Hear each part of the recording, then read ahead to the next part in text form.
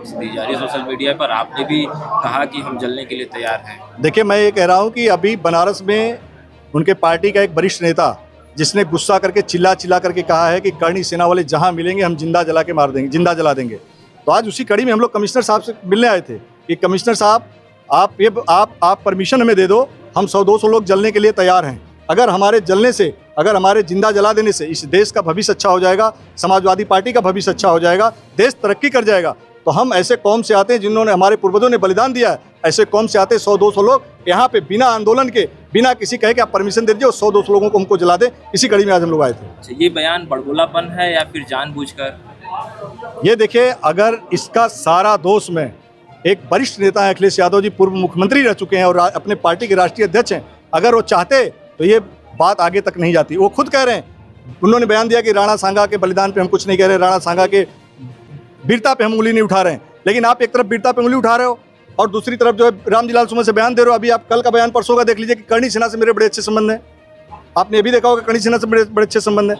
तो ये सारा का सारा अगर अखिलेश यादव जी चाहते तो इतना बड़ा ये नौबत ना आती और जो समाज के बीच में जो दूरियां बन रही है, वैमनस्यता फैल रहा है, वो ना होता। लेकिन उनको लगा कि रामजी लाल सुमन का पक्ष लेने से दलित वर्सेस ठाकुर हो जाएगा और दलितों का वोट हमारे ऊपर आ जाएगा। लेकिन बहन जी ने बड़ा अच्छा पलटवार किया और हम लोगों ने भी सहजता के साथ, आपसी भाईचारे के साथ, न दलित समाज से किसी बड़े नेता का ऐसा बयान आया कि भैया जो है ये करणी सेना वाले ठाकुर समाज हमें से बोल रहा, वो भी शांति से रहे, हम भी शांति से रहे। हमारा जो केवल टारगेट था, टारगेट का मतलब जिसने गलत बयान दिया वो रामजी लाल सुमन थे और रामजी लाल सुमन आज भी हैं। अध्यक्ष जी, एक सवाल आखिरी है। जल सेना वायु सेना का ये बयान लालजी सुमन का ही है कि जल सेना वायु सेना का हमने नाम सुना ही, करणी सेना कौन सी है? देखिए, जल सेना वायु सेना क्या है ना कि उनकी मानसिक स्थिति ठीक नहीं है।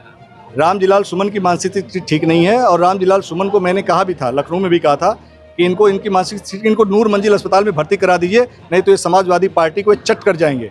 अगर वहाँ पे नहीं व्यवस्था है तो यहाँ सुंदरलाल अस्पताल में भर्ती करा दें।